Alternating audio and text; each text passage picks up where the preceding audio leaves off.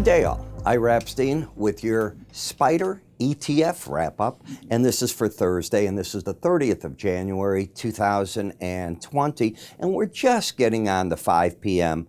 Central Time. Interesting day. The event of the day is, of course, the World Health Organization. They came out an hour later than they were scheduled to. I was not happy that they only allowed a total of 4 questions, 2 from the reporters in the audience and 2 by phone. I don't know why they don't spend more time taking the questions and let us get more information, so I am critical of that. I was looking for a question on, has the disease crested, or when do they think a crest will happen? And they didn't answer that. What they did say, and they really praised China, and I'm for that. China did a great job of catching it, quarantining 50 million people, building emergency hospitals, but they didn't answer if the disease has crested. They did say that while the disease has spread, and in 4 different countries it's gone person to person, human to human as the term is, nobody outside of China has died. In Chicago today they announced that we had a human to human case. We had a person that came in from Wuhan the other day, and it did spread. And I know that in the city living here, they have feelers out everywhere, all over the news, if you've come in contact with that person, blah, blah. So didn't get all the answers, but we did get them declare a world emergency. Now, what did I think? I wanted that to happen. I think you need to centralize this. They also made it clear that emergency is not because us developed countries, be it Europe, the US, China, that's not where they're worried. They're worried about Africa and some of the real emerging markets. That was the impression I walked away with, and they pretty much said those words. Again, I wish there could have been more questions. So how the market reacted to it is you had a late day rally in the stock indices. Unfortunately, the settlements in a lot of these markets come in before the last trades. In futures, it's different. In the stock market, as you know, 3 o'clock, everything stops trading. Well, that makes sense to me.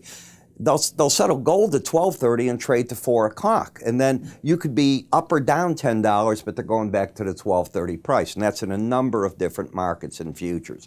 I think that should be changed, and I've been very vocal about that forever.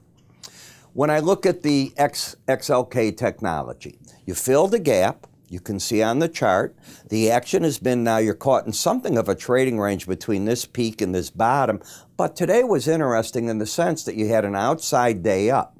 An outside day up took out the previous high. So now the swing line that I'm very, very enamored with has got a pattern of higher lows, higher highs. The trend is back to the upside. The market came down on this whole break, hit what I call that line in the sand, and held it. It's an area that you look to see what's going to happen. In addition, it's a filter on the swing line. So if the swing line's up, I'm looking to see if the bias of the market up. How do I define bias? The relationship of where did you close on price to the 18-day average. Over at upside bias, under at downside bias. If you're over the market and it breaks, I'm inevitably saying to you that if the market breaks, I'm looking to see how does it do against the 18-day average. Doesn't mean it has to hit it, but that's what I'm looking to see. When I take a look now at the Bollinger Bands, these black dashed lines, remember what they are. They're an algorithm designed to keep the market trading within them 95% of the time. Think of it as a resistance point, a support point, not a turn of trend point. Very big difference. So if you can follow through, 99.21 is a potential target. And is the market overbought, oversold? This market's still overbought. I view any reading of either of the numbers that make up the slow stochastic being over 70 as being overbought. There's a different pattern that develops when they both get over 80 together and they're moving in sync. That's called embedded. That's not what you have. By the way, that tells me that I'm questioning how aggressive bulls want to be since the market's already overbought. Doesn't mean they're bearish. In XLI, the industrial sector, you've had a pattern of lower highs, lower lows. Now, you'd already hit the lower Bollinger Band. Today you came down, made another run for it, hit 81.97. That number's 82.03. By the end of the day, it bounced away. You know what I'm going to keep saying? Challenges of the Bollinger Band are often an area that the market sees the pros step out. That does not mean they're turning around and going short at that number. Stepping out of a long is very different than going short. So now in the market, it's interesting that today's low is over 81.88. Should this market clear the high of yesterday, which was 83.57, you could potentially then have higher lows, a high over that. That would put the trend of the market in terms of the swing line up, the bias up at that moment, and momentum might turn up. You could be making an argument for 84.45. The first thing is it's got to get there, which means the bears, are they still bearish or not? I don't think that if you get up to the 18-day average, I'd be in that camp. Why? You'd then have higher low, lower highs to get to that 18-day average. In the energy sector, you keep hugging this lower band. Now, we were talking, it's rare that you get beyond 5 days of consecutive closes under a Bollinger Band. It can happen. It's just a sign of how weak the market would be, but it's rare that you get it. This market hit that, got over, came back down today, and had a good late-day bounce in it. Futures don't look quite like this. You still have the embedded reading. If you lose that reading by the red line getting over 20 on a closing basis, the odds favor that this leg to the downside has run its course and the market's ready to react. So the bears will be looking at that in the morning after they see what the energy market and futures do, because this market is very tied to it. QQQ, you know everybody's going to be looking at the futures. They opened just moments ago. If this market can clear yesterday's high, actually it's not yesterday's, it's Wednesday's high of 22.93, 222.93, what happens is you'd end up with higher lows and a higher high back to a bullish configuration. You've already stopped the decline in terms of momentum. It's flattened itself out. That could put in play, and that's the word could put in play, 226.02 is the next resistance point. Where's the battleground? It's pretty clear. It's been the 18-day average of closes. In the emerging market, you've been in a bear trend. You've hit the lower bands several times.